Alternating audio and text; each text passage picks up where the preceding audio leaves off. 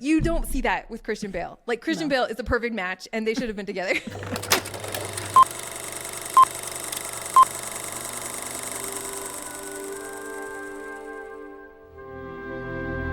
Hey guys, welcome to VoiceOver. I'm your host, Heather Bigley, and I talk to people about the movies that made a mark. And it's not always the movie you'd expect. Today's movie is the 1994 adaptation of Little Women, and they didn't know it, but they had a powerhouse crew. Winona Ryder, Claire Danes, Kirsten Dunst, Susan Sarandon, Christian Bale, Trini Alvarado. The movie was adapted from Louisa May Alcott's novel by Robin Swickard, who is also known for the screenplays The Perez Family, Matilda, Practical Magic, Memoirs of a Geisha, and many more. And the film is directed by the great Australian director Gillian Armstrong, who might be best known for her very first film, My Brilliant Career, which I've recommended on the show. My guest today is Aubrey Chaves, who serves on the executive board of the Faith Matters Foundation and co-hosts its weekly podcast with her husband, Tim. She is the mother of 4. Stick around after the conversation for more recommends.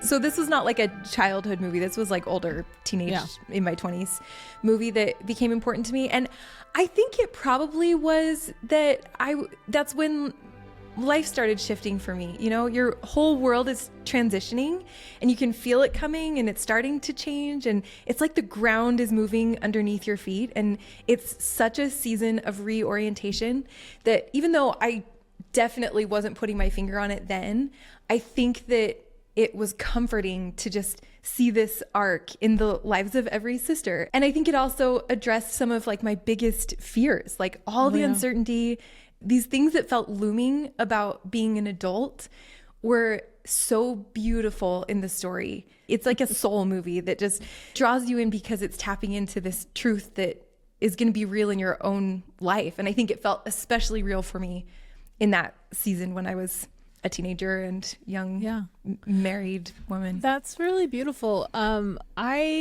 So did you read the book before or after, or have you read the book? Okay. Yes, I love the book. I read it after realizing what else was in the book. It was just like more to the story to love. So I've read the book a couple times, but I always read some portion of it at Christmas. It just it feels so nostalgic. I love it at Christmas time. Yeah. So I would say it's my favorite book too. Everything Little Women. Yeah. I feel like because we live in an internet age, this is a question one expects, but I think this is also a question one thought of as one watched the movie or read the book. Did you identify with one of the sisters more than any of the others? I feel like I identified with every sister in some way. I think they all sort of resonated with parts of myself, and probably that's kind of changed over the years, but I could see in Meg this like complete aversion to vulnerability. I think she's envious a little bit of Amy, who's just like shameless about what she wants. Like she's just so expressive and like so in touch with everything she needs, and it's like her mouth is completely connected to her heart and she feels and Joe in some ways is like that too. Like they're experiencing all of their feelings and expressing them simultaneously, and so there's just no shame. And I think that Meg is different, and I resonated with that. Like I think she always had this desire, but was so afraid of the vulnerability that a lot of times her desires were like coming out sneakily or sideways, and she's like trying to cover them and like protect it. And I also see that in the way that she prefers to be the hero, you know, like she wants to be in this helper place because that's so much safer. And I totally resonated with that. Like I'd rather be the one that is okay, who can like help out the person around me because there's just no vulnerability there. Like I saw that in myself. That's really... I see that in myself. I was going to say, that's really astute. I don't think I would have been able to see that. I mean, I wanted to be a writer. And so, of course, Joe wanting to be a writer, I was like, oh, I'm like Joe. But I don't know if that's actually true. I just think she wanted to be a writer and I wanted to be a writer. I do have to say that when I was reading the book, anytime Marmie's dialogue came on, I would just automatically skip it because Whoa, because really? I'd be like, oh, she's just gonna say some mom thing. Oh my gosh. So That watching is this, fascinating. I don't tell me what to do. That's the number one rule you learn when you become friends with Heather Bigley. So when I watched the movie, and Marmie's being played by Susan Sarandon, who is just, for so many reasons, off screen, right? She's an activist who's trying to like solve major problems in our society, and she has these other roles that sort of kind of layer on top, right? And suddenly it was like, okay, I guess I'll pay attention to what is being said to me, and realizing that Marmee has all these like helpful, beautiful, thoughtful, wise things to say that, as you know, I think I was in my 20s when I finally saw this film. I was like, oh yeah, I needed to hear all of these things. Yeah. Maybe all through our lives we have these pendulum swings, but I think in my 30s I was swinging in the way that was like, I just have to figure out who I am, and I don't want to step on my own kids. I want them to figure this out because this has been such fruitful territory for me. And I feel like I'm adjusting again, and I see so much, I feel like so drawn to women who are anchored like her, like just so anchored to their own internal wisdom, who aren't asking for permission or aren't like even drawing on wisdom of the people around them. Like she just knows things, and she's like this matriarch that can't help but share it. And that comes so unnaturally to me. Like I feel like I have more of an asking orientation in the world, and I felt so hungry for this like matriarch energy where it like confidence even doesn't, that sounds like too superficial. It's just like she is so rooted and she can't help but be a guide. And I've like envied that more and more. Like I want to inhabit a Marmee the older I get, because there's a depth that comes with your years. And I feel like she just owned that and seemed so ahead of her time.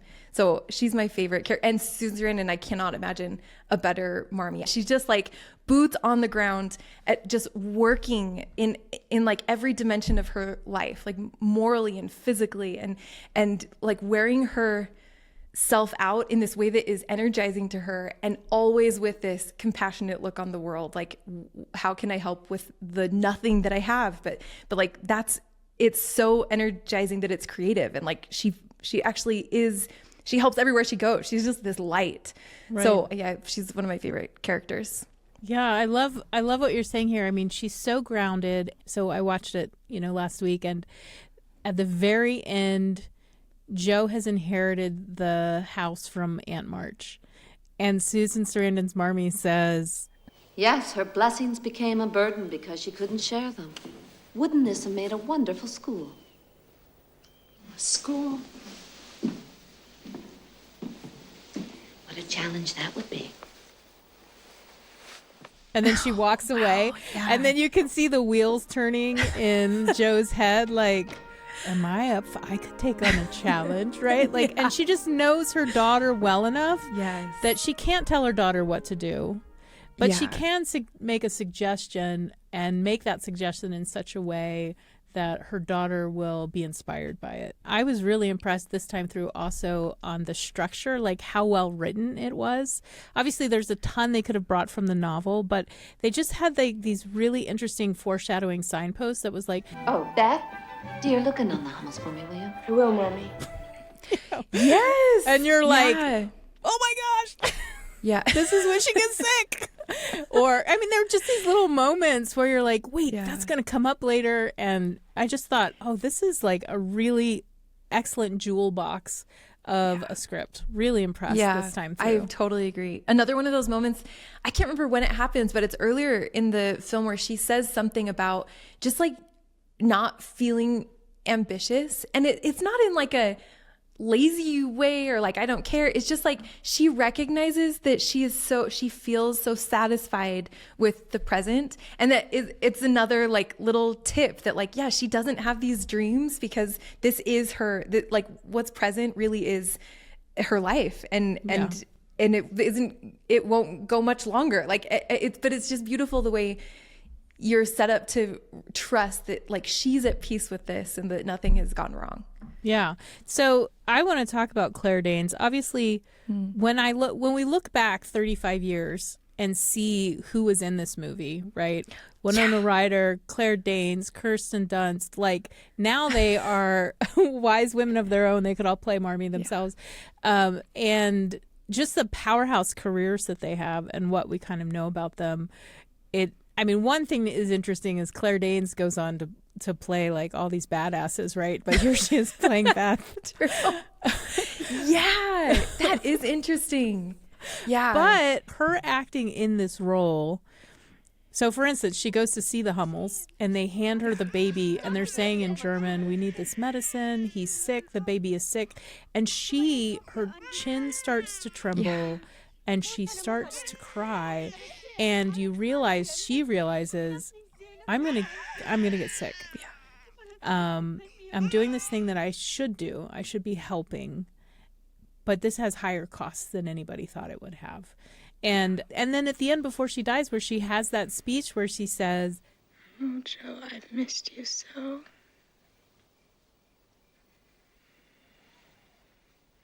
Why does everyone want to go away?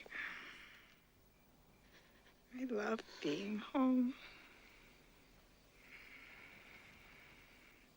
But I don't like being left behind.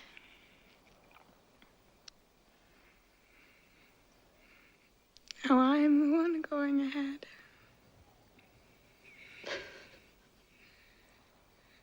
I am not afraid.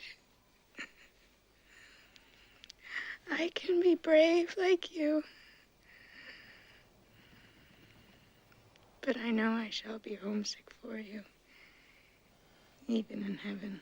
Claire Danes' performance in a very quiet role, I was blown away. Because I think in 94, I was like, oh yeah, Beth. Sure. The sick one. Yeah, the sick one. She doesn't do anything. She's so quiet. She's always in the background. Yeah. But I think the 94 adaptation really wants you to pay attention to Beth and really wants you to notice sort of her value in the family and what you said, like this peace that she has. Whereas I feel like the Greta Gerwig 2019 version is like, I want to reinvent Amy and Meg for you. I want you to understand them a little better. Right? That is so true. Yeah. Yeah. I mean, I've never thought about Claire Danes and like the strength piece, but I think that's what makes her so powerful. Like she somehow never seems weak. Like she is sickly, but like she has this strength that means you don't feel bad for her. She feels like this moral powerhouse that just like has such a peaceful soul. And so even while she's sick and suffering and left behind, it feels like you don't feel sorry for her. It's just like, it feels like there's something so solemn and wise about it. I think the most moving scene probably for everybody, but for me in the 94 version is when she dies. There's the most beautiful song. I love the whole soundtrack, but the Valley of Shadow by Thomas Newman, there's just something so true about it. It's like he somehow captures what's like beautiful in deep pain. It's just like, it's the most intense bittersweetness. And I think that in the novel, that scene is written that way, where like it's such a loss, but like there's something like so sacred about it. And I feel like they reflected that so perfectly in the movie. And it starts with Joe's looking out the window. There's like this crazy storm and it's very dark and she's dying. Like everyone knows she's dying. And the song starts and then she turns around and you see Beth's face and she looks gone. Like it's just this beautiful and awful moment and Joe's sobbing and holding her. And then in the music, it shifts to these like very soft choir voices kind of singing the same melody, but you just hear their ahs.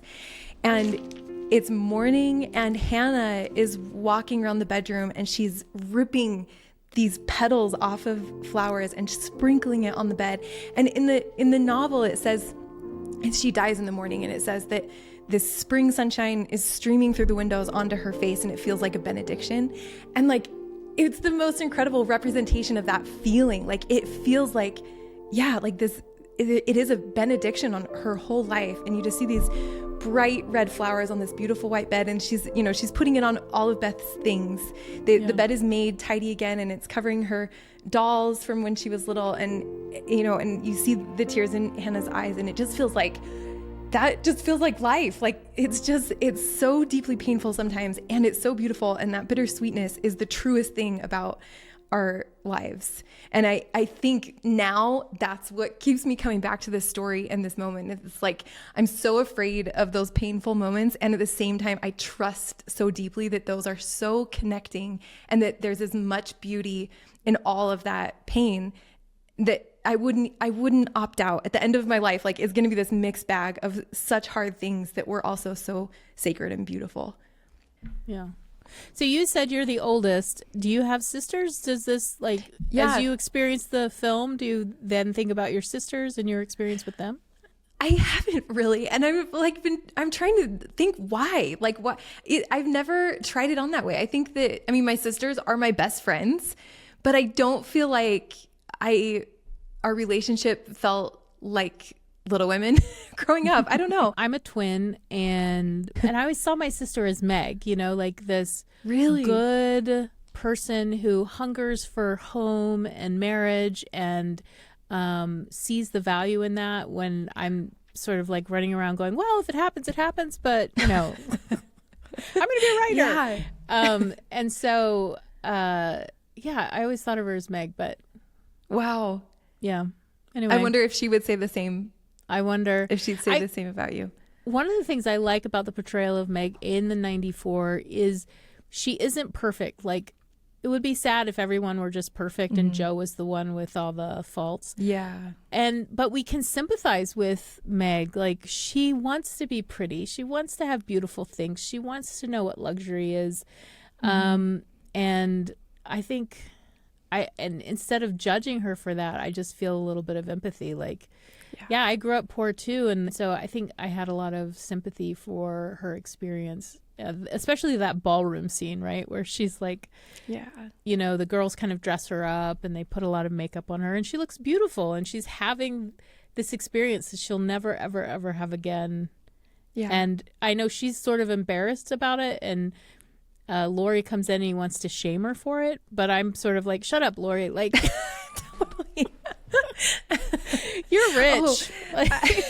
Yes, he doesn't understand. No. I like that scene. There are a lot of moments in both of the films and the novel where the characters are like unabashedly honest with each other in a way that is so cringy to me. Like, I cannot handle those conversations. But I appreciate that, like, there's a real connection there, because they like go through it together. Laurie will say something awful and embarrass and shame her, and then regret it and say I'm sorry, and I think I tend to just avoid the hard conversation. Like, if it doesn't have to be talked about, like, I'd rather just not. I would never just tell someone what I'm thinking if it might hurt their feelings and it doesn't feel totally necessary. And I love that in all of these relationships, they have such a commitment to each other that they're like always wrestling over these disagreements in such honest and vulnerable ways. And I think that's part of why there's this deep, deep connection between every character. Yeah. Yeah. I had never thought of that before. I love it. I'm going to have to rewatch it again. It's all these things I need. I think, all the pieces that feel underdeveloped in myself, I see and love, and I notice more, I think, in the novel. I want to say that as I've gotten older, I assumed that I would become mature enough that Joe and Laurie not getting married would stop bothering me. Okay. But I still, like, last week when I watched this film, I was like, I just don't. I mean, I understand. Like, I've read enough about Louisa May Alcott, who was like, no, they're not getting married. And then when her editor was like, well, you got to marry her off, she was like, I will find the most, ridiculous partner for this character, and Yes. I will upset everyone about. Like, she kind of does it out of spite for us all. But I'm still really upset.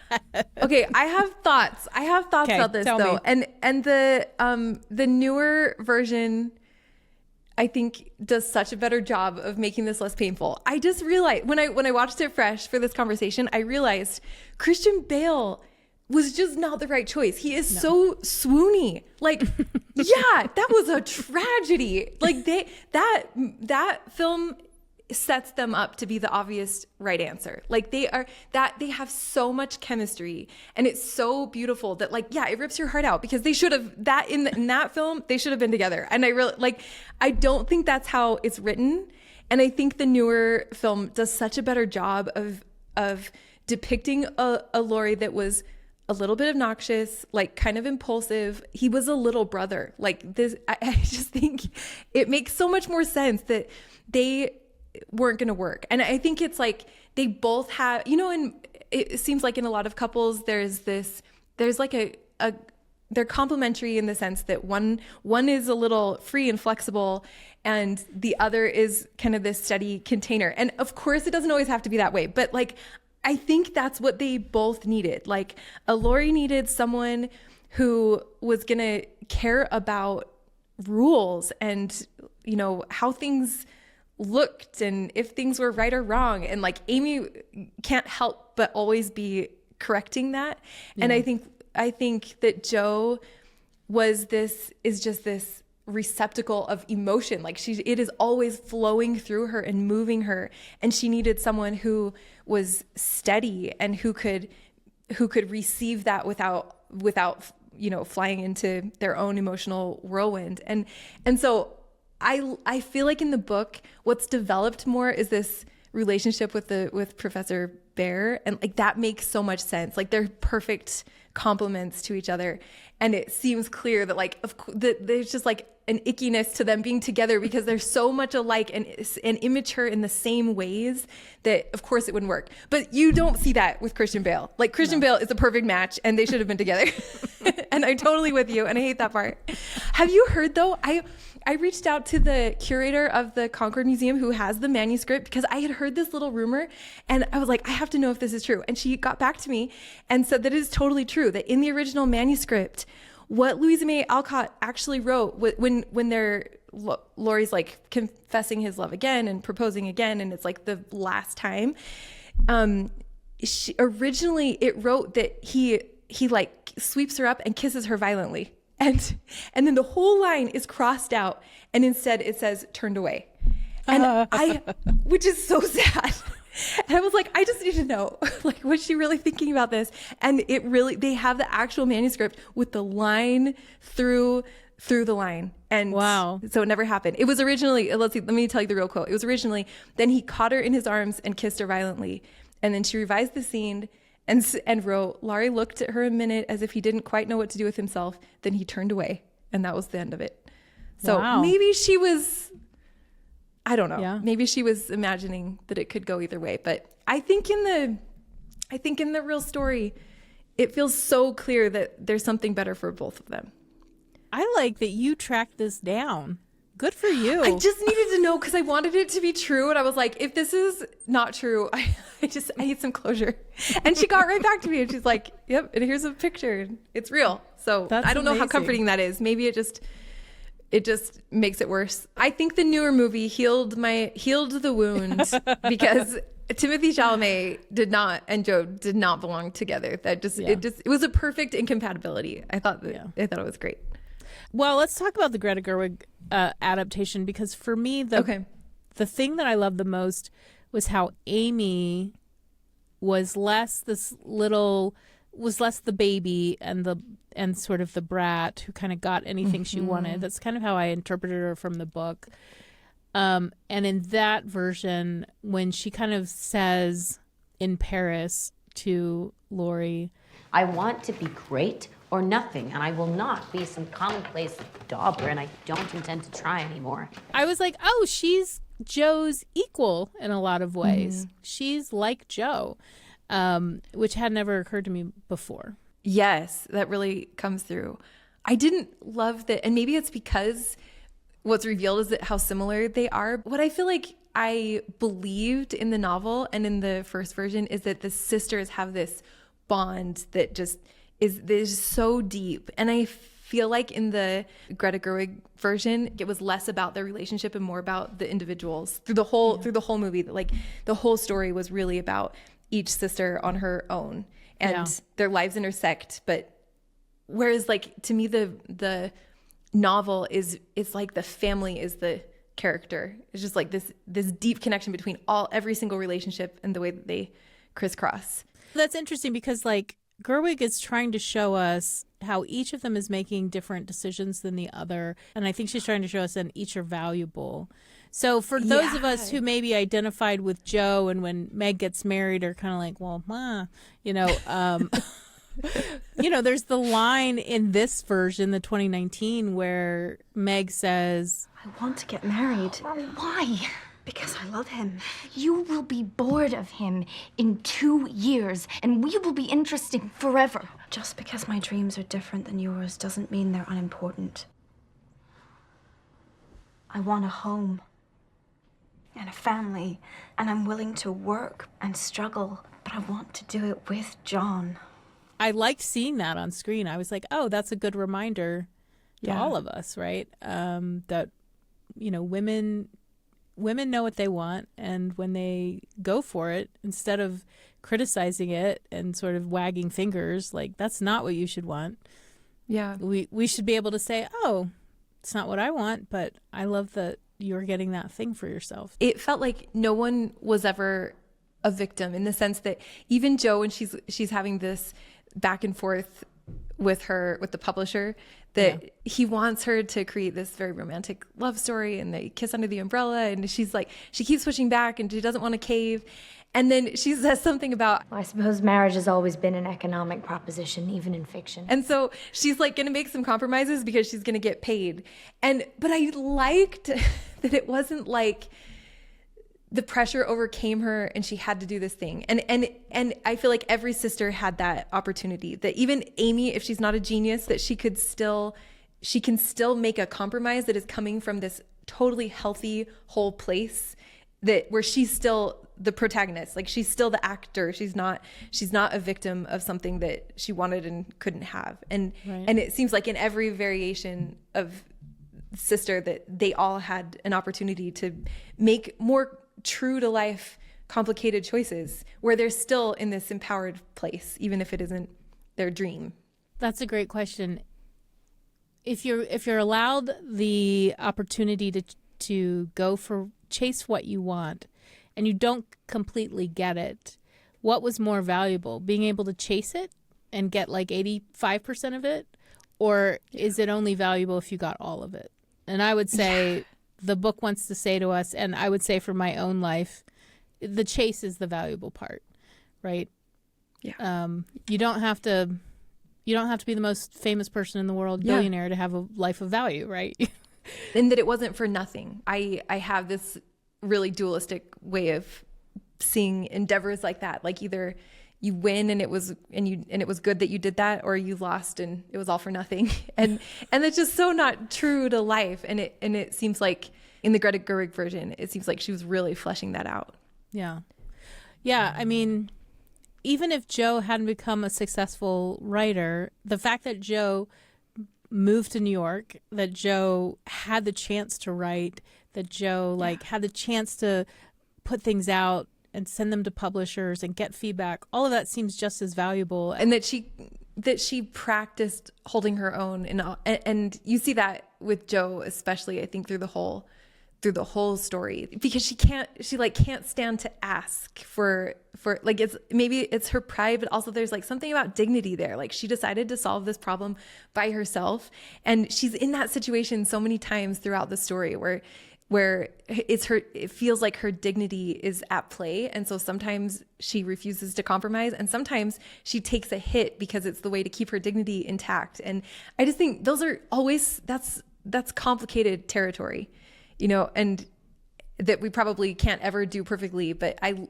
like seeing that navigated. Well, let me ask you, one, do you recommend the 1994 version to people? And then what do you say if you do? What do you say to them to get them to watch that? I do recommend the 1994 version, but not because of how true it stays to the book, but just for that feeling. Like I feel like it's been therapeutic for me to just to see this arc of a whole life and believe that the ups and downs are holy, and something about that film and the music and the just like the artistry of the script, but also just like the golden light, like everything about it feels to me like it is speaking to my soul that the bittersweetness is what's sacred, and like this is good, and you can trust your life to give you both, and that's good too. Like this isn't something to be afraid of, it's something to be so present with, and you're gonna pull in your village and you're gonna do it together, and the hardest parts are gonna be so connecting, and they sweeten the joy. And like I feel tutored in that very specific lesson every time I read the book or watch that version of the film.